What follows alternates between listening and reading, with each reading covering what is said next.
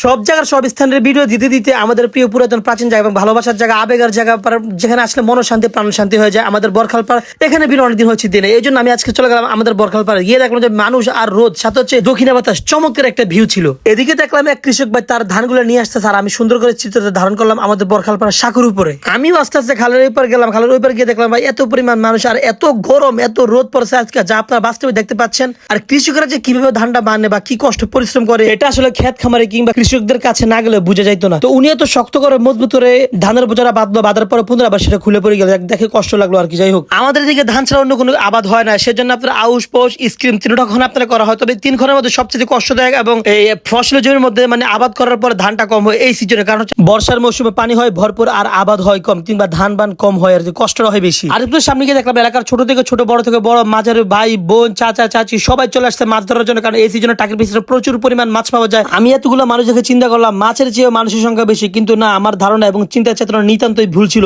মানুষের চেয়েও মাছের সংখ্যা বেশি। আপনারা দেখতে পাচ্ছেন আমি সবার ডেক ডিক্সি পাতিয়ে হান্ডি পাতিল উল্টায় পাল্টা দেখতেছি এবং তাদের অভিজ্ঞতা সম্পর্কে তাদের কাছ থেকে জানতেছি ভাই, যে যেমনি পারে সেমনি ধরে, কেউ হাজি দিয়ে, আবার কেউ সালুন দিয়ে, কিংবা কেউ তার ইচ্ছা মতো সিস্টেম মতো বুদ্ধি দিয়ে মাছ ধরতে আছে। আপনারা দেখতেই পাচ্ছেন বন্ধুগণ, আমি এক এক করে সবার ডেস্ক দিয়ে এবং বান্ডো চেক করতেছি যে কে কেমন পরিমাণ মাছ পেয়েছে। এখন ছোট হলে কি হয়েছে, মাশাআল্লাহ কি চমৎকার মাছ, কই পুটি ট্যাংরা শিং হতে নানান রকম মাছ পেয়েছে। আগে দেখি সে কি পেয়েছে বা সেও ভালো মাছ পেয়েছে। আপনারা দেখবেন ছোটরা যদি এত পরিমাণ মাছ পায়, তাহলে বড়রা কি পরিমাণ মাছ পেয়েছে।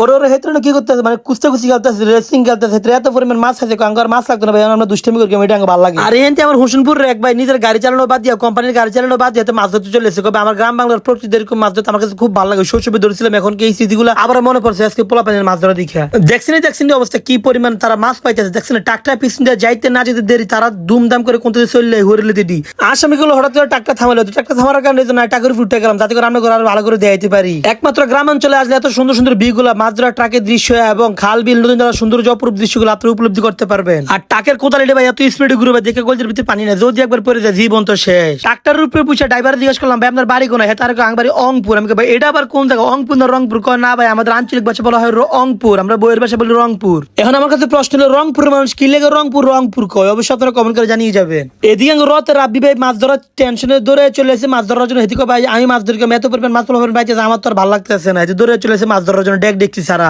আমার এই ভিডিও দেখার পর আপনারা অবশ্যই বলে যাবেন যে আপনারা কখনো কিভাবে টাকের পিছে মাছ ধরেছেন কিনা। ট্রাকের পিছে যে পরিমাণ মাছ হয়ে যেতেছে, সেই পরিমাণ মাছ দেখে আর ট্রাক ড্রাইভার লোভ সামলাতে পারলো না, সেও ড্রাইভিং ছেড়ে অন্যজনকে ড্রাইভিং দিয়ে সেও মাছ ধরার জন্য নেমে গেলো।